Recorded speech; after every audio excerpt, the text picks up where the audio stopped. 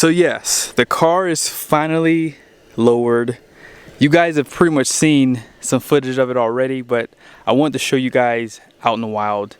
So I would have had this video pretty much posted a while ago, but I came out here because I wanted to show you some befores, which is where I got this footage from before I got it lowered. And then of course, all this construction kept me from coming out here.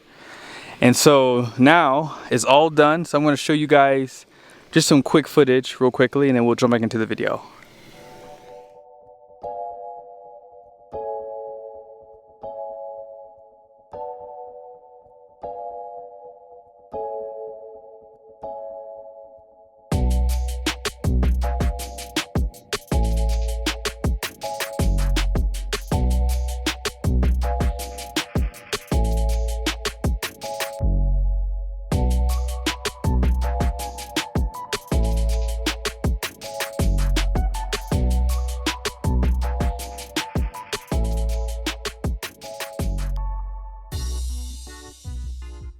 If you are planning on doing this upgrade, I do recommend doing it very soon, simply because if you don't know this, I've been told by 2 different people, anytime these cars get delivered to the dealerships, they need an alignment.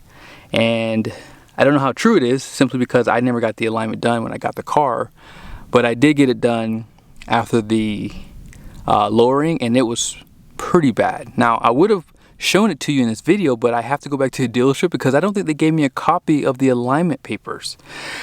So yeah, I thought that they showed it to me and I thought they gave it to me with my papers, but next time I will check, and I apologize because I was just going to combine this footage. But yes, anyone want to confirm in the comment section, do you need alignment on these cars when they get off the truck from the factory? Let me know. But yes, this upgrade is definitely worth it.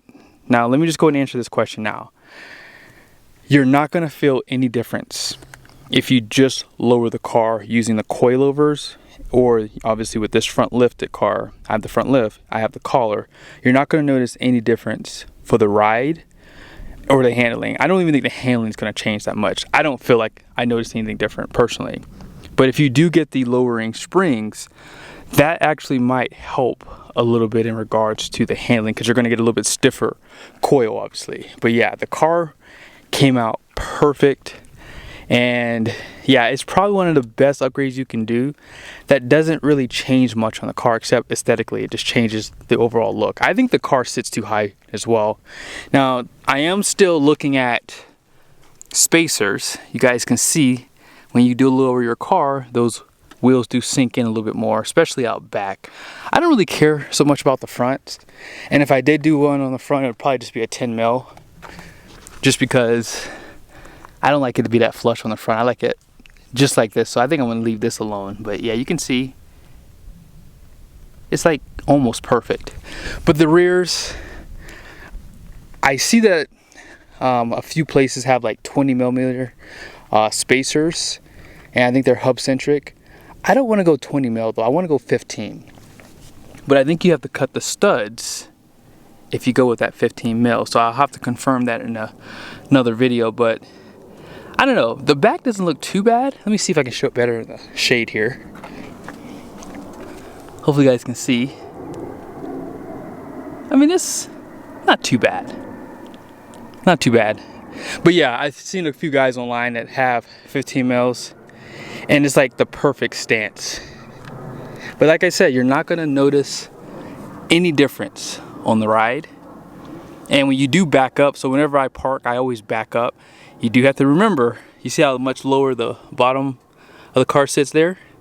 You will make contact. So I almost forgot, and I jumped out the car, got on the ground, and I was like, I would have probably damaged that piece right here. I would have damaged this for sure. Look at all those rocks in there too. I got to clean all that out. But yeah, this is a lower car. I mean, there's nothing special. I mean, you've seen it already. Some guys do like to go after the market for the wheels. And obviously, if you go after the market with wheels, you can probably get the right offset for the rear wheels where you don't have to get spacers. And obviously, that's the way to go if you're going to do it.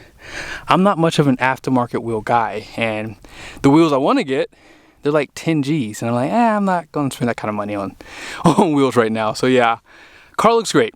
I think that GM, I don't know how they're going to be able to top the C8 Corvette. I know a lot of people have been saying like, oh, they should go back front engine. I hope they go back front engine. I pray they go back front engine, simply because they could just have 2 Corvettes, and that would be perfect. That way, these C8 Corvettes will be a little bit more sought after, right? Especially if you keep your car. And they could just go back to a front engine Corvette and then have, you know, the mid-engine one too. And I want to do a video in regards to this, so yes, stay tuned for that. I hear a lot of people, or I see a lot of people in the comment section saying they don't like the C8s because of the mid-engine design, blah, blah, blah, blah, blah. And that's cool. Everyone's allowed to have an opinion. But I think a lot of people have to justify the cost. And that's why a lot of people are saying, oh, I would rather just have a, you know, C7 or C6. And I get that. I mean, those cars are absolutely stunning. I mean, when I saw the C7 for the first time, I was like, I would definitely buy a Corvette. Now, I will say, the C6 was my favorite design for the exterior, but I always hated the interior of those cars. I hated the seats. I used to sell those cars back in the day, so loved the exterior, hated the interior. And on that note, I figured let's go ahead and take off the top so you guys can see how the car looks with the windows down, with the top off, lowered. Yeah, this is where the Corvette wins, guys. That removable top is a game changer. It even changes the way the car looks too. That looks so much better. Almost every sports car I've ever had, I've lowered it. It's like almost the first thing I do. But yeah, with that removable top, this is where the Corvette wins over the exotic cars. I'm telling you, game changer. Obviously you can get the convertible. I just like the simplicity of taking the top off. It takes me 20 seconds. But yeah, hope you guys liked the video. Didn't want to make this too long. And I figured you guys would want to see the car sooner than later, because I was going to wait to get the alignment done. But yes, if you are looking to get this car, I've been told by 2 different people, you have to get it aligned because it's always out of line. I think either the toe is always out or something they said. But yes, I think the car looks perfect. And I don't know, what should I do next? I've been looking at exhaust. I got a video coming on that. I was gonna go with the El Cheapo titanium exhaust. My friend sent me a picture, and he's now got me back on the drawing board with what exhaust should I get. Should I go stainless steel? I'm thinking about going stainless steel now, just simply because of something he showed me. But yeah, I'll do a video on that. Last thing too, anyone know how to remove these rocks out of here? I saw this just now. There's like rocks like sitting right up in here. Hopefully you guys can see right there. See those rocks just sitting in there?